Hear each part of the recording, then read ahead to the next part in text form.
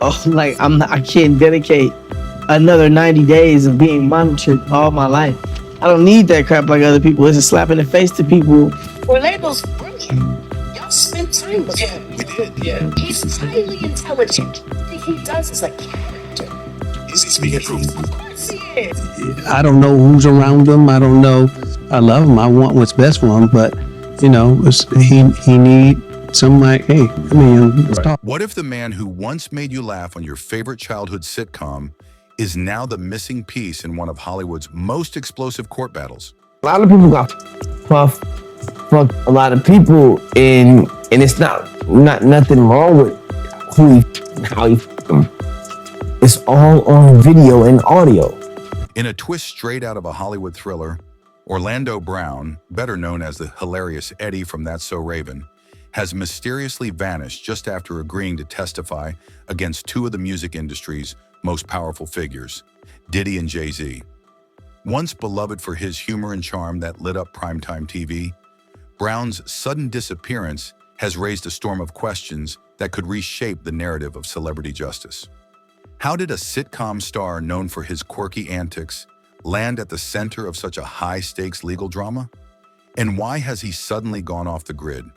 The answers lie deep within a tangled web of fame, controversy, and explosive allegations shaking the industry. And that's what it f***ed up at. You can tell me Pup going away for a long time, bro, but do you not hear the of Meek Mill? Do you not hear all of the shake it off, take that of Will Smith? Can you not give me the oh God of TD Jakes? I just don't want to be in the room when niggas be actually doing this, man, because that's crazy for a real Crip to pull up and be like, yo, my nigga, like, check this out. Like, I really heard Carl Winslow in there. Like, yo, I was like, yo, getting slapped like that. Slap. What was he begging this out like a... Next thing you know, he walk in there and it's actually my mother. Is Diddy a dangerous man? Nah, you missed the fact that was my mom. Like, that was Jaguar Wright getting... It's Carl Winslow, you know. He at the very least knew about some of the stuff they were up to, and possibly was even involved, especially when lawyers involved in Diddy's case right now are saying things like this. The day will come when we will name names other than Sean Combs, and there's a lot of names. It's a long list already. And of course, I already know who some of these individuals are, but because of the nature of this case, we're going to make damn sure that we're right before we do that. But the names that we're going to name, assuming that our investigators confirm and corroborate what we've been told, are names that will shock you. That lawyer even went on to say that there would be some eyebrow-raising names, which is why people think Jay-Z is involved. Diddy and Jay-Z have been friends since the 90s, when they were both going up in the music industry. They even collaborated on a track in 1997. On top of that, these two were connected to Aaliyah and R. Kelly, who were married when Aaliyah was only 15. Dame Dash, who co-founded Rockefeller Records with Jay-Z and dated Aaliyah when she was actually of age, said he thought it was morally wrong for Jay-Z to do a collab album with R. Kelly when he did. Dame said, it's morally wrong to do a project with someone that we know my girl or anybody for that matter. He also said Jay-Z tried getting with Aaliyah too. I guess Jay was trying to get at her as well, and I didn't know. And then it got brought up, and I was like, we are. But it never worked out for them, and we were both like trying to get at her. I like kind of eased up, but then we ran into each other. For many who grew up watching That's So Raven, Orlando Brown is remembered for his offbeat humor and magnetic presence. As Eddie, he was always ready with a laugh, a freestyle rap, or a perfectly timed punchline, earning him a lasting spot in the hearts of early 2000s Disney Channel fans. But off-screen, Brown's life took a darker, more complicated path. In April 2008, during a hectic period in his career, he abruptly vanished following a routine trip to a local convenience store. The disappearance shocked his inner circle and left fans stunned. Though he resurfaced the next day via a radio call-in, claiming he simply needed a break to find clarity, the episode hinted at deeper personal struggles, ones that would eventually entangle him in even more serious controversies. Hello, fellow Disney fans. We have a serious emergency going on. Orlando Brown from the show That's So Raven is missing. Apparently, he left his house to go to 7-Eleven on Tuesday night and never returned. His manager tells us that he was supposed to be at a photo shoot on Wednesday morning and never showed up. It is not like him to be out of touch for so long. So all of us are very, very worried. There are search parties out there now. And so this message is strictly to organize our search party. We will be starting all meeting in the next hour at the 7-Eleven where he was last seen. We're going to be splitting into 3 groups. Now, Group A will scout out all of the Kentucky Fried Chickens in the 10-mile radius. This is not a fat joke. Orlando really likes Kentucky Fried Chicken, so we're hoping we might find him there with like a Fiesta Bowl or something. Maybe that's Taco Bell. It doesn't matter. Group B will be going to Kenan Thompson's house. If this is a kidnapping, Kenan Thompson is the only suspect that they can think of. Now, you remember Kenan from Kenan and Kel and all that, and now he's on SNL. Well, police say that he's a little upset. He thinks that Orlando has, stolen his big, goofy, black guy comedian style, and he may be holding him at the old Good Burger movie set. So Group B will be going there. Group C, that will be with me and Raven Simone. We're going to go out, and Raven is going to try her character's psychic powers to see if she can figure out where Orlando is. Can someone come to Hollywood and not do drugs? Yeah. And be successful? Oh, hell yeah. It's not a requirement. Bro, the requirement is you gotta say no to Diddy. If there's new booty in the building, you know he gonna get it. Don't take your girlfriend to a Diddy party. Nigga, you can take the bitch, but he won't you. He ain't worried about that bitch. he is not worried about that bitch at all. Okay. Fast forward to the present, and Orlando Brown is caught in a legal storm that goes far beyond a simple misstep. As court battles against Diddy and Jay-Z escalate, fueled by explosive allegations of sexual misconduct and racketeering, Brown's choice to testify has added an unpredictable twist. In a headline-grabbing appearance on the No Jumper podcast, he defended his longtime friendship with Diddy, downplaying the accusations as mere hazing gone wrong. But the interview quickly spiraled, with Brown making a series of shocking claims, ranging from startling confessions to bizarre, logic-defying theories. At one point, he even controversially declared himself Jesus Christ reincarnated.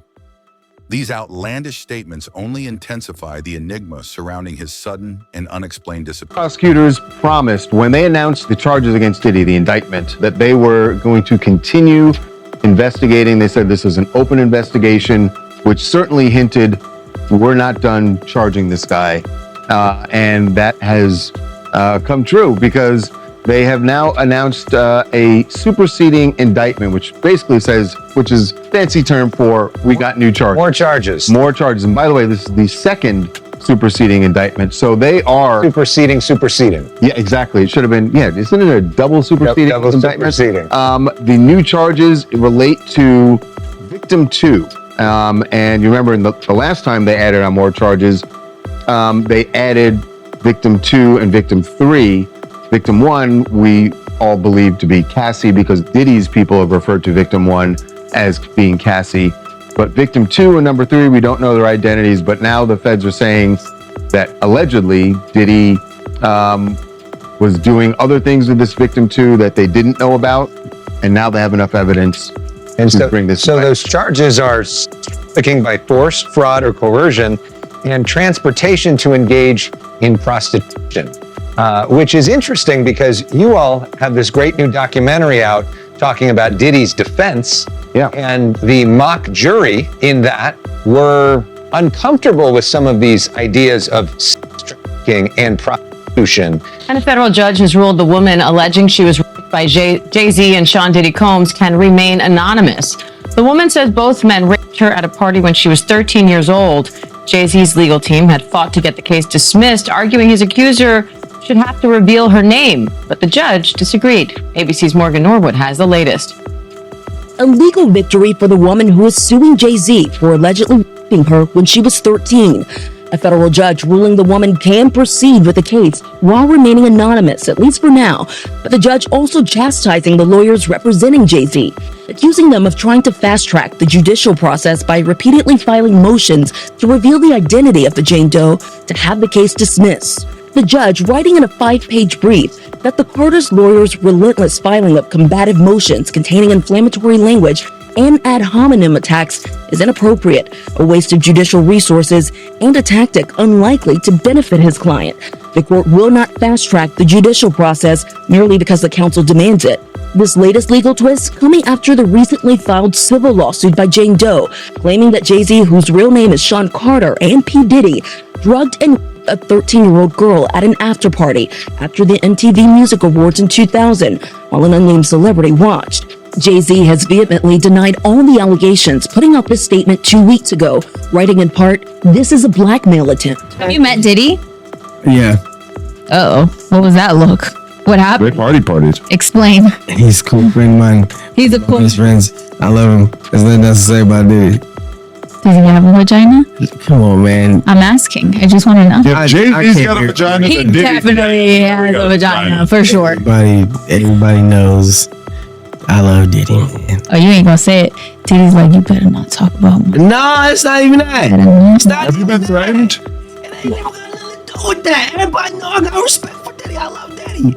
Everybody try to come at Diddy. Why am I making it harder for my mans, yo? I love. As legal experts and media outlets race to connect the dots, Orlando Brown's disappearance has become a lightning rod in what many are calling one of the most explosive celebrity court cases in recent memory. The stakes couldn't be higher.